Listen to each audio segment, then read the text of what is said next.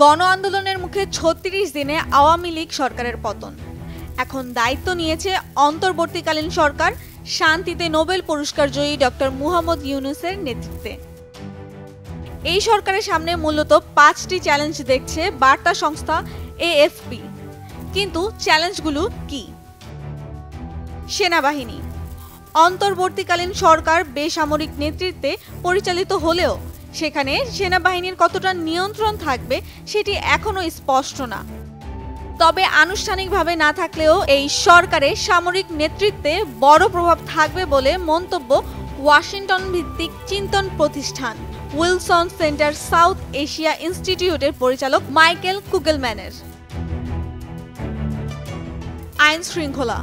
বৈষম্য বিরোধী ছাত্র আন্দোলনকে ঘিরে সংঘর্ষে ৪ শতাধিক মানুষ নিহত হয়েছে, আহত হয়েছে কয়েক হাজার মানুষ।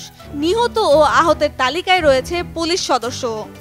এমন পরিস্থিতিতে নিরাপত্তার শঙ্কায় থানাগুলোর কাজ অচল, রাস্তায় নেই ট্রাফিক পুলিশের উপস্থিতিও। এ নিয়ে অ্যামনেস্টি ইন্টারন্যাশনালের অন্তর্বর্তীকালীন দক্ষিণ এশিয়া ভিত্তিক আঞ্চলিক পরিচালক স্মৃতি সিংহ বলেন, জানমালের নিরাপত্তা, বাক স্বাধীনতা ও শান্তিপূর্ণ সমাবেশের পথ তৈরি করা হবে প্রথম কাজ। অন্যদিকে নতুন করে সহিংসতা রোধে পদক্ষেপ নেওয়া হবে আরেক চ্যালেঞ্জ। অর্থনীতি। বিশ্বের তৈরি পোশাক রপ্তানিতে বাংলাদেশের অবস্থান ২-এ। দেশটির বার্ষিক $৫,৫০০ কোটি রপ্তানির মধ্যে প্রায় ৮৫% আসে পোশাক রপ্তানি থেকে।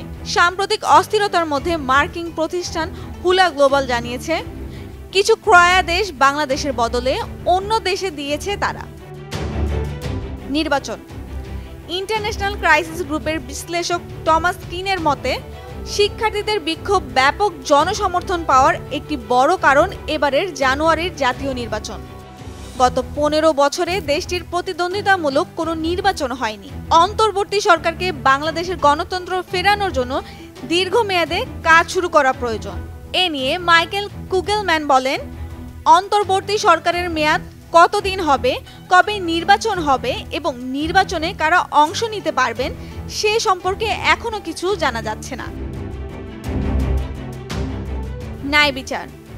শেখ হাসিনা সরকারের পতনের পর পুলিশ প্রধান ও একজন শীর্ষস্থানীয় সেনা কর্মকর্তাকে বরখাস্ত করা হয়েছে।